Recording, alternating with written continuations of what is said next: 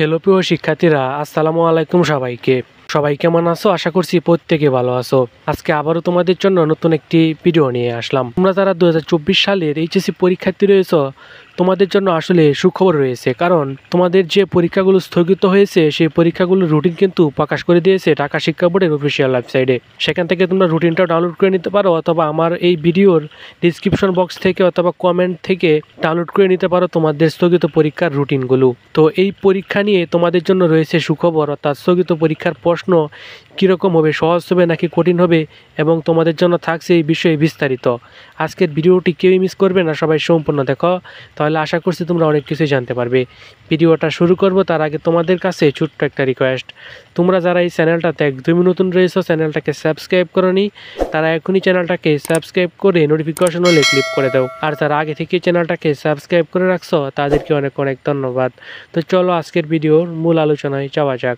HSC পরীক্ষা 2024 ইতিমধ্যে তোমাদের পরীক্ষার রুটিনটা প্রকাশ করে দিয়েছে, অর্থাৎ 1 তারিখ পর্যন্ত যে পরীক্ষাগুলো স্থগিত হয়েছিল, এরপরে তোমাদের যে পরীক্ষাটা শুরু হবে, পরীক্ষা কিন্তু 11 তারিখ থেকে শুরু হবে। তোমাদের যে রুটিনটা দিয়েছে সেই রুটিন অনুযায়ী, তো সেই রুটিন অনুযায়ী পরীক্ষা কিন্তু ঠিকঠাক মতনই হবে।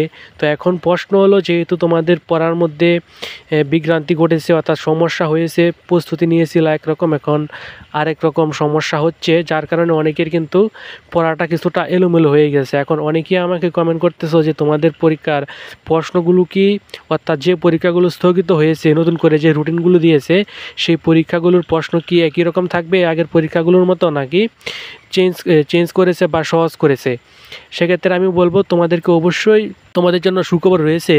তবে তোমাদের আগে যে প্রশ্ন ছিল, অর্থাৎ প্রশ্ন কিন্তু তৈরি করাই আছে, এই প্রশ্ন আমরা নতুন করে তৈরি করবে না, শুধুমাত্র পরীক্ষার সময়টা তারা পরিবর্তন করে পরে দিয়েছে আর কি, যে পরীক্ষাগুলো স্থগিত ছিল। সেই কারণে তোমাদের প্রশ্ন কিন্তু একই রকম থাকবে, যেরকম তারা তৈরি করেছে। প্রথম দিক দিয়ে যেরকম পরীক্ষা দিয়েছো, প্রশ্ন যেরকম হয়েছে, যেই ধরনের প্রশ্ন আসছে, কঠিনও না আবার সহজও না, এই একই রকম কিন্তু প্রশ্ন স্থগিত পরীক্ষাগুলোতেও আসবে। সেক্ষেত্রে তোমাদেরকে সুযোগ দেওয়া হবে কি না, হ্যাঁ, এটা অবশ্যই যে সময় ছাত্রছাত্রীদের সমস্যা হয় সেই সময় কিন্তু স্যাররা কিন্তু ছাত্রছাত্রীদেরকে সুযোগ দেয়, যেন একটা ছাত্রছাত্রীর রেজাল্টটা খুব বেশি খারাপ না হয়। সেক্ষেত্রে আবারও তোমরা কিন্তু অনেকগুলো সুযোগ পাবে, বিশেষ করে খাতা দেখার সময় কিন্তু স্যাররা অনেক সময় সুযোগ দেয়। তারপরে আবারও যখন খাতা এবং নৈবিত্তিক নাম্বার একসাথে যোগ করা হয় তখনও কিন্তু সুযোগ দেয়। এটা কিন্তু হাতে নাতে প্রমাণ। আমরা বিভিন্ন রেজাল্ট দেখি, এসএসসি এইচএসসি রেজাল্ট দেখি, এখানে আমরা স্পষ্ট দেখতে পেয়েছি অনেকেই কিন্তু সুযোগ দিয়েছে। স্যাররা কিন্তু কখনো একটা ছাত্রকে ফেল করায় না। বিশেষ করে নাম্বার যোগ করার সময় এমনও হয় যে একটা ছাত্রর 3 পয়েন্ট হচ্ছে না 2 নম্বরের জন্য, সেই 2 নম্বর বাড়িয়ে কিন্তু 3 পয়েন্ট দিয়ে দেয়।